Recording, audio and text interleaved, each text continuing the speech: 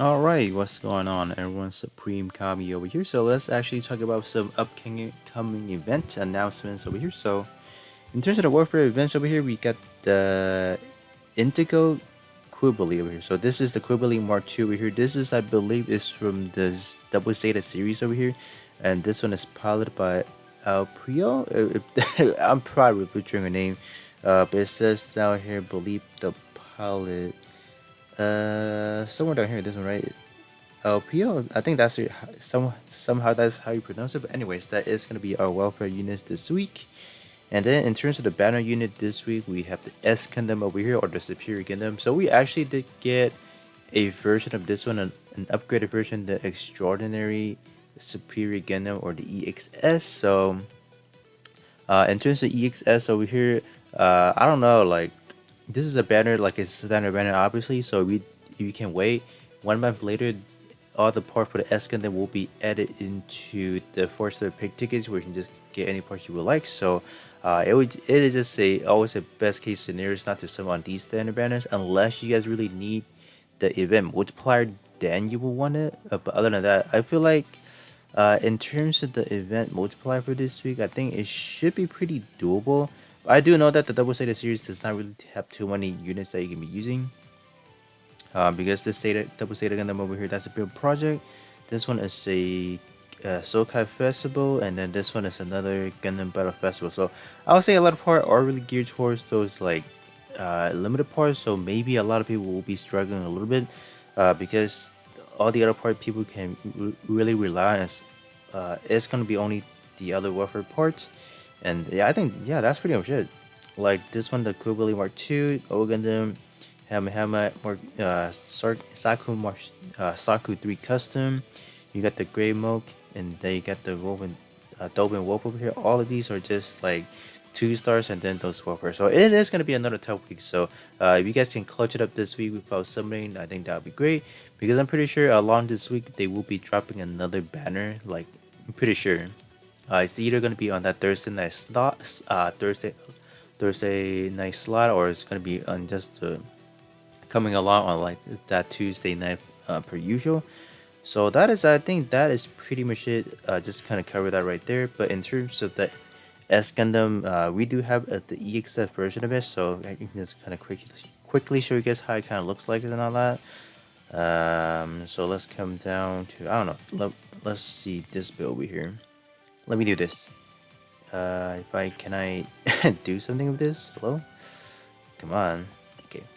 So in terms of the S Gundam, it's gonna pretty much look something like this. So it will be under the Gundam Sentinel over here, this one down over here, and then this will be the EXS over here. I think the only part I'm missing for the EXS is currently the chest, so I can't really show that off.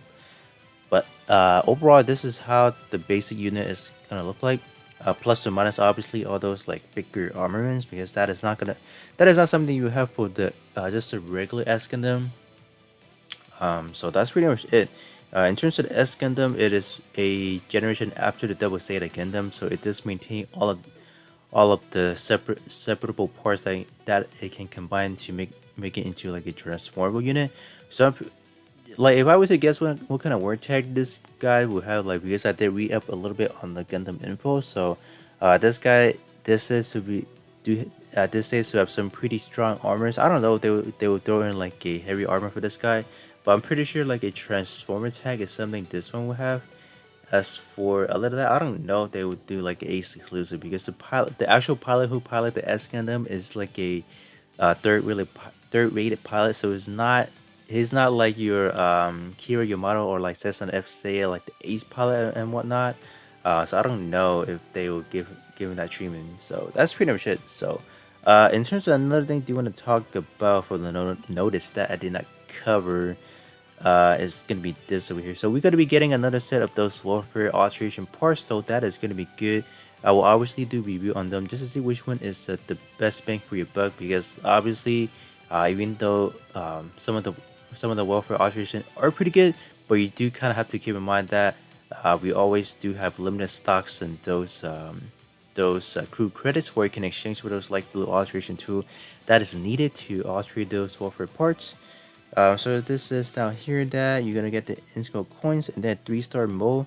the integral material, the style data, and then the event point. So this right here confirms that we are going to be getting a next wave of the 3 units that is going to receive the alteration for the welfare size. So I don't think there's that much welfare units left. I think a lot of people are questioning whether or not they will release the Crosspoint X1, the welfare version alteration. Because the reason being, the chest is one of the most broken magazine type EX skills to ever exist. I think there's like speculation that when they initially made the EX skills, it was like a little bit not bug, but they kind of like malfunction, messed up or whatsoever. So if they were to ever alterate that EX skills, man, that would probably be the best magazine type EX skills to ever exist. But if they were to do that, I feel like they would just kind of balance it out and not really give it the actual power that was being displayed. Because I believe I don't actually own the parts because I actually did not play during the week, or yeah, that week they dropped it the X1, the Cross One X1, so I don't actually have it. For what I see, I think it's only at B power, but the actual damage output is way more than what it actually displays. So that's gonna be pretty much it. And just talking about next week event, I'm pretty sure next week is probably gonna be like a slower week. So so don't really have to worry about too much of like summoning or new stuff. But next week we should be getting another session of the build project unit.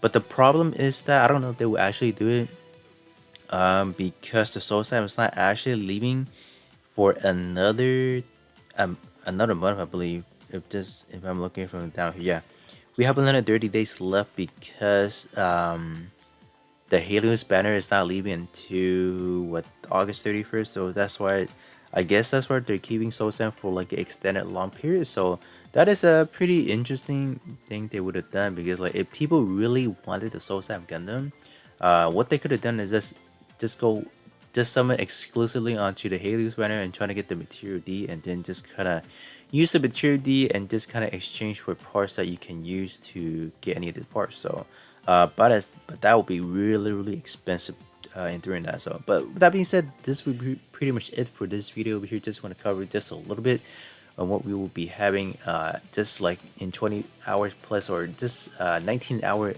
in counting down right now. So that being said, I will catch you guys all on the next one.